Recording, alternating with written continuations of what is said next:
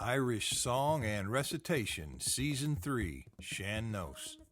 Oh, and the oh, and so shock to get over. Oh, and the oh, and the oh, and the skipper. Oh, and the oh, and so shock to get over. Oh, and the oh, and the oh, and the skipper. Oh, and the oh, and so shock to get. From the Irish Roots Cafe at irishroots.com, I'm Mick the Bridge, session leader by default.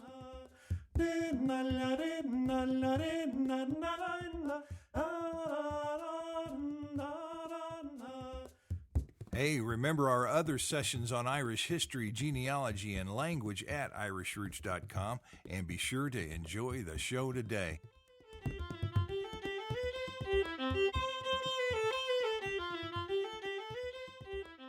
Grab a chair, we'll make the circle just a little bit wider. Got room for everybody. Our topic this season is Shan Nos, and we've got 10 shows lined up for you. Each show will have conversation and a song from someone who cared enough to share it with us, and that is very much appreciated. God bless all here. It's time to get started.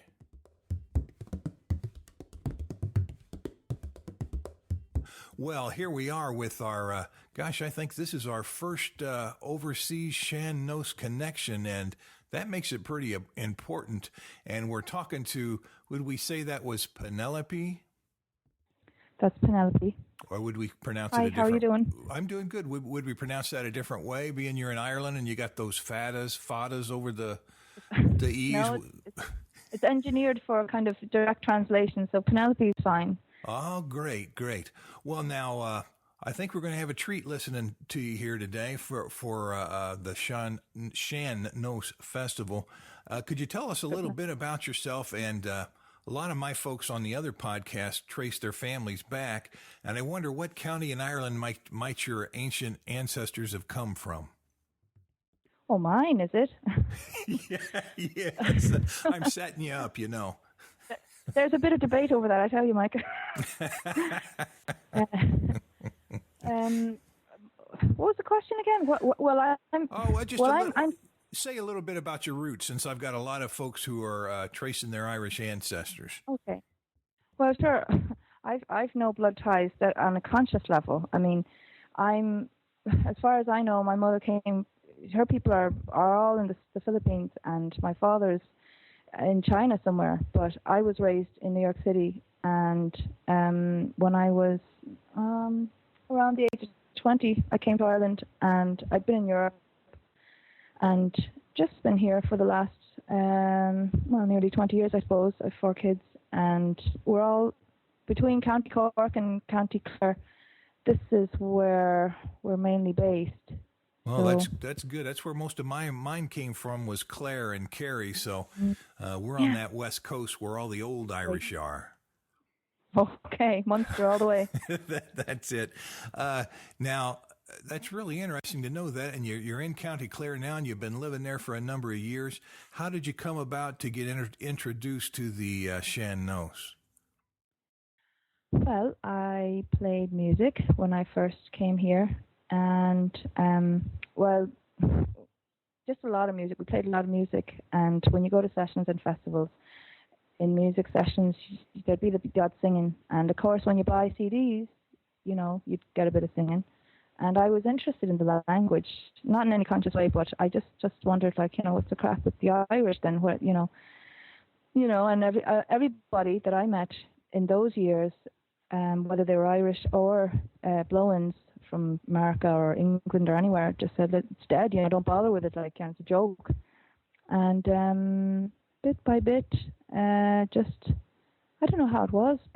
I was in Cork for nearly 10 years, playing the fiddle, and started to take up the harp, and then I moved to Clare. And then when I came to Clare, I was singing kind of like in a choir. It wasn't a church choir, it was like a global choir, so it was kind of African and American and all sorts of interesting polyphonic things, and I was getting into that. And then I don't know how it happened. I just started getting pulled back into the world of trad again. I was set dancing the whole time. I was always into the dancing, and just got pulled back into the singing, the Irish singing. And you know the language as well.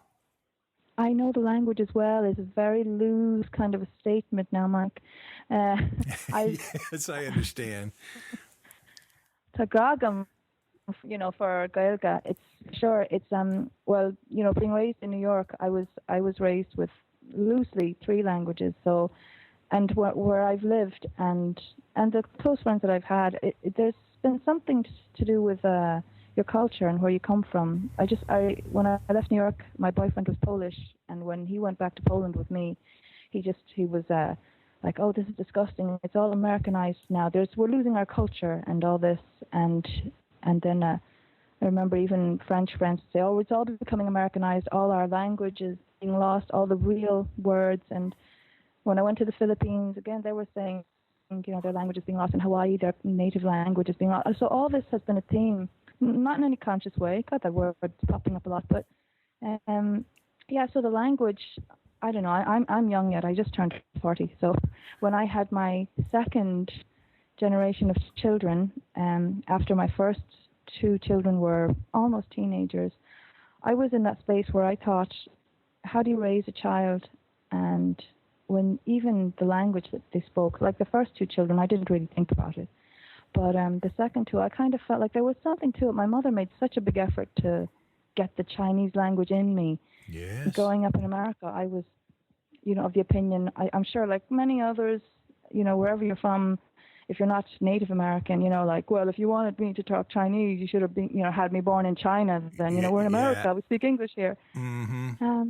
But she was right, she every Sunday going to mass, catechism, and Chinese school. So she said, you'll thank me for this. But it wasn't until I was over 30 years old that I appreciated all that, And so with the kids, I just thought language is sound and so much more, but sound is vibration, and vibration also goes into your cells as well as physical nourishment and the air you breathe and the water and all this. And so I got it in my head. I thought my children, you're very idealistic with all those hormones flying around after childbirth.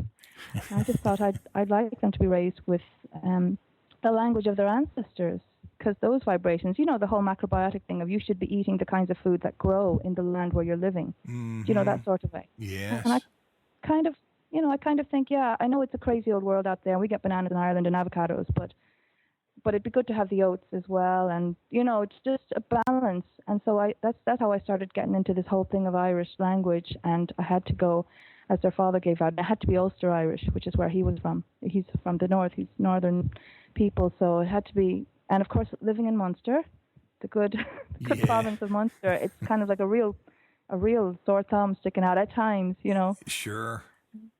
So Well, now that's how I got what song have you picked out to introduce yourself to the audience here today? Oh, that's a great question. I started to think about songs. I haven't really picked out stuff. I thought I should probably begin with the Leaving of Limerick, because I got a bit of attention for that song this past year, and it's a nice simple song. I don't even know if you'd consider it Shan knows. Well, it'll be close enough. It's a traditional song, but living here, I think you're looking for a particular quality when you think of Shan knows. Yes. So I'd say this is a traditional song. Some people might say it's Shan knows, and others mightn't. I'm to be confirmed.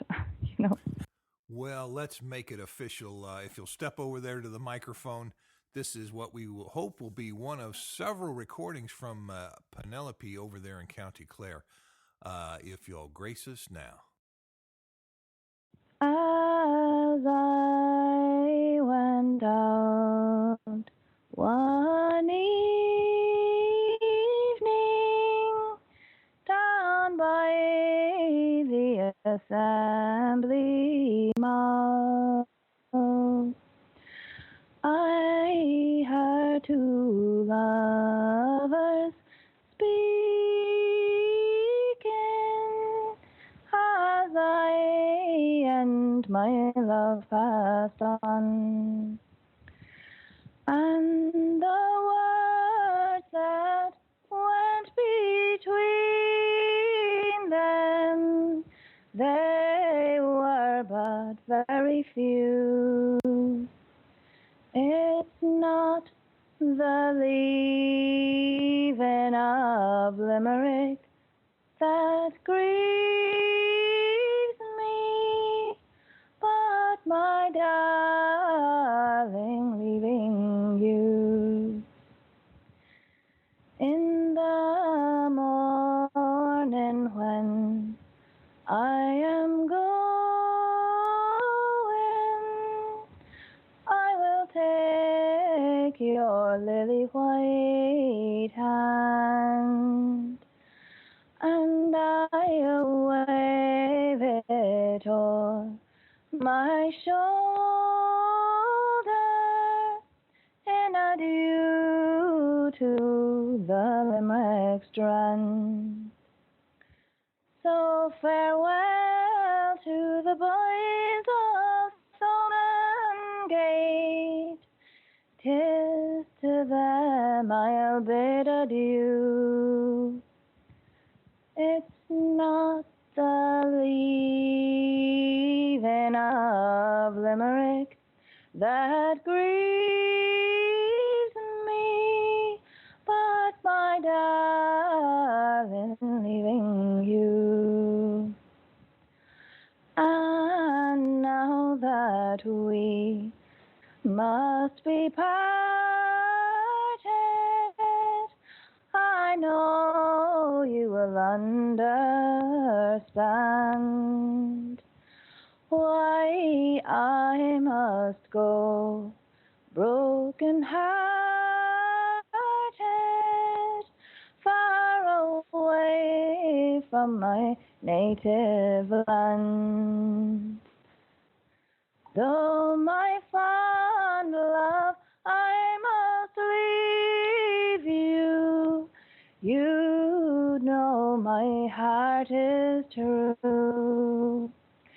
It's not the leaving of Limerick that grieves me, but my darling, leaving you. Sinead? Well, Shan knows it is. You've got it in you. There's no doubt. Peneleape Chung from County Clare. Do you know anything about the origins of that piece? Ooh, yeah, it's hard. That one. Well, my origins with it is, I was going to a woman named Deirdre Scanlon. There's two Deirdre Scanlons from Limerick. This Deirdre Scanlon is from Nina. Her father, Mick Scanlon, and Carmel Scanlon, they were part of the Nina singing circle. They probably were the Nina singers circle. I don't know, not sure. And she sang with a band called Solace. You may know. Oh yeah. They're US based as well. Mm-hmm. And just, what can you say about Deirdre's voice? Anyway, she's over endowed. It's not fair. She's well over endowed, and she's a great teacher. She's an adjudicator, and her father's an adjudicator and all that. She had the song as the first song on her demo, and I don't know. She didn't say much about it. I've actually got another verse as well. It's something, some people know it, but more people think of the Leaving of Liverpool.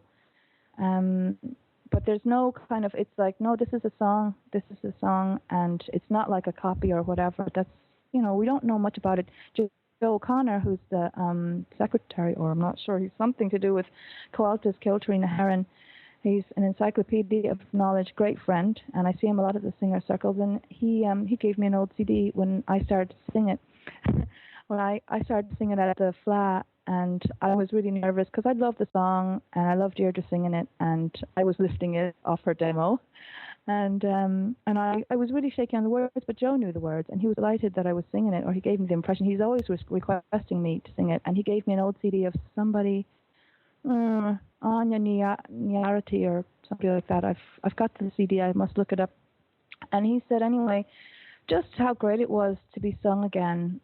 And yeah, I hear it being sung a lot now, so yeah. That's great. Very good. And you're not just hanging around Clare all the time. You're heading somewhere this weekend, aren't you? I am, yeah. With half the country, we're all going to tip it a little bit heavy at the top side of Up in Cavan, there's the All-Ireland Fleadh, so there'll be, the cream of the cream, well, of those who choose to compete and to participate. Yes, oh, that'd be a good one to be at.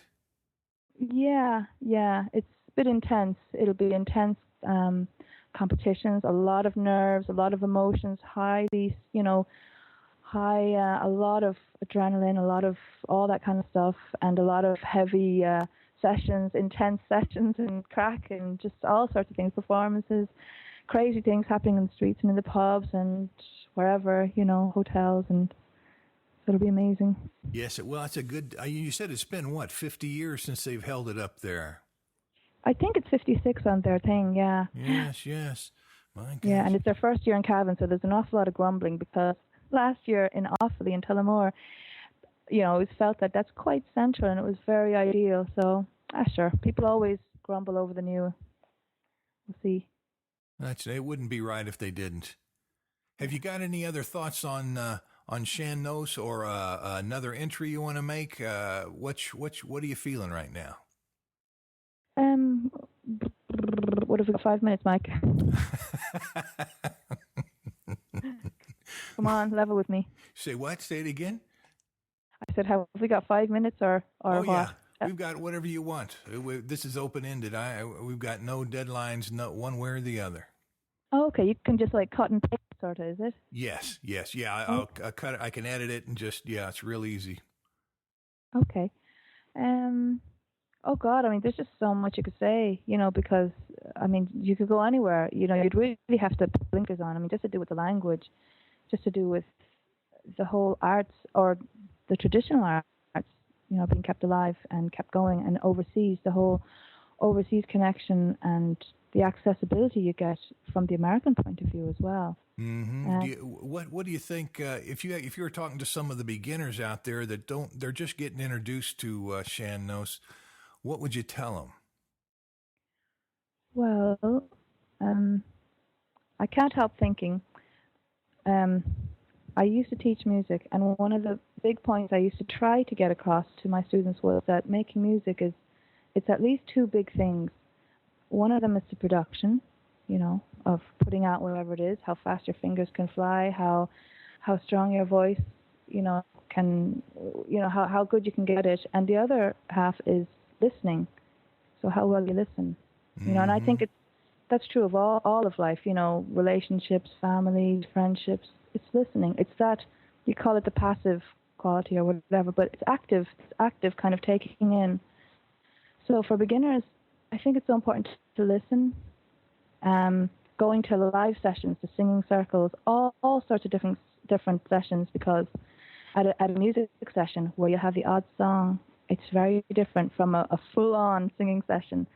And the kind of First Friday at Duggan's in Spancil Hill, that singing session will be very different from a festival session, Mm. And then listening to CDs, listening to old tapes, listening to old RT programs, or watching them, or going online. I would just say, get as much a variety as you can. Listen to people, and you'll filter out yourself. And if you have a kind of a repulsion for something, if you feel like, oh God, everybody says Joe Heaney, but somehow I'm not really turned on by it, that's okay. Don't judge yourself. Mm-hmm. Just like we're human beings, so just go with it. Like, put it aside. You'll come back to it. There'll be other stuff out there that you'll like, and just go with what you like. There's an expression in Irish, but I can't think of it. Lan and dual or something like that. Lan and dual. Follow your desires. So it's kind of like positive thinking. Don't beat yourself up with it. It's all pleasure. The origins of it was, of course, it wasn't. Well, okay, it was a luxury if you had music in the community. If you had somebody who could lilt, they could keep a dance going. They could, the mood of a mehel of, after harvesting vegetables or bringing in turf or whatever. If you had music, it just, I believe music is healing, and I think there's so much in it. People can say it's a luxury and it's a frill, it's something on the side, but I think so much of our humanity is carried with music, dance, all the arts, all those things that are not as essential in some respect as plumbing and engineering and all the rest. But so for beginners, I just think I'll go all over the place with just encountering it in an organic way, intentionally, accidentally, and just enjoy the flow of just meeting Sean-nós. Yes, I agree with that. I think some people try to get a little too academic or try to study it a little too hard when really it's a feeling, it's an emotion, it's practice, of course, but it's like it deals with the other side of the brain. Yeah. But then people are going to be people. So, I mean, it's a gas when you go to a session, and I don't drink, but I don't need to, because when you're at, especially a festival session, I find I'm just so high. All my old friends, all my young friends, all the friends that I don't see all year, or that I see every week, we're all there. We're all in this great, this great sea of music and crack and songs and. Well, that's going to be it for today's chat and sing session on the Sean-nós channel, at least for this season. Thanks to Peneleape, we've asked her to come back a couple of times at least and to help us and to continue our conversation, and we're going to do that. And I think she's a pretty important person to listen to there, don't you now? If you're going to pursue any of this, or you got a little curiosity about the Sean-nós, I think she's the one to listen to, and she's pretty active right now, over in the old home country. So we'll have more of her coming up. I don't know if it'll be right away or after someone else makes an interlude here, but she's coming back for sure, so stay tuned.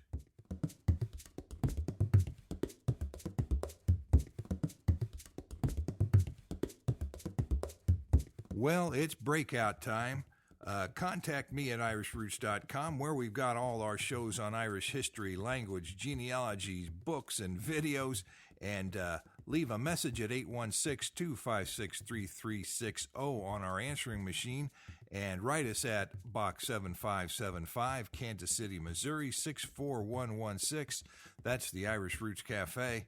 I'm going back to my slightly softer corner booth here at the cafe.